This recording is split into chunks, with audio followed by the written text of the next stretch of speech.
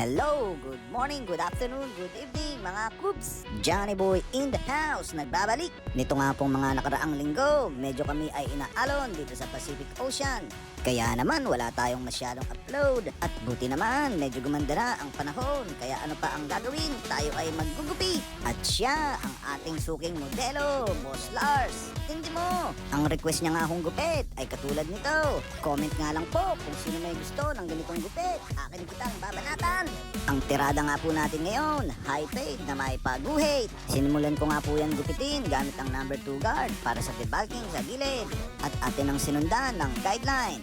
At mula sa guideline, aking nilaro open to close lever para sa swabing fade. At shoutout po pala sa ating mga pogi at magagandang viewers.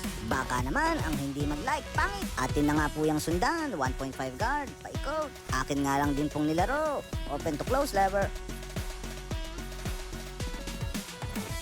Ang sunod nga pong tirada, 0.5 guard, ating lalaruin, open to close lever, ganun nga rin ho, paikot. At dyan nga po, ako'y dahan-dahan lang namamalikmata. Sino ba ang aking ginugupitan? Si Bumpy Lars o si Jerry Craval? Sheesh!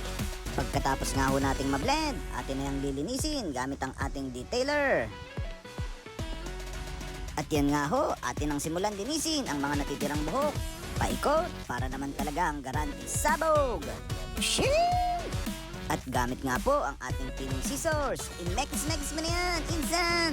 At dyan nga po, medyo mahaba pa, kaya ating ginamitan ng number 6 guard. Hagod lamang po ay pababa. At disclaimer lang po, huwag nyo kong sisisihin kung hindi na kayo makilala ng mga asawa nyo. Dahil sheesh! Ang chupet!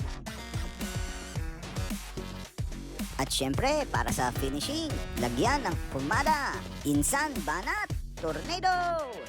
At dito ko nga po napagtanto na hindi lahat ng pogi ay nag-aartista. Yung iba nagbabarko. At yan na nga po ang ating finished product. High fade na may guhit.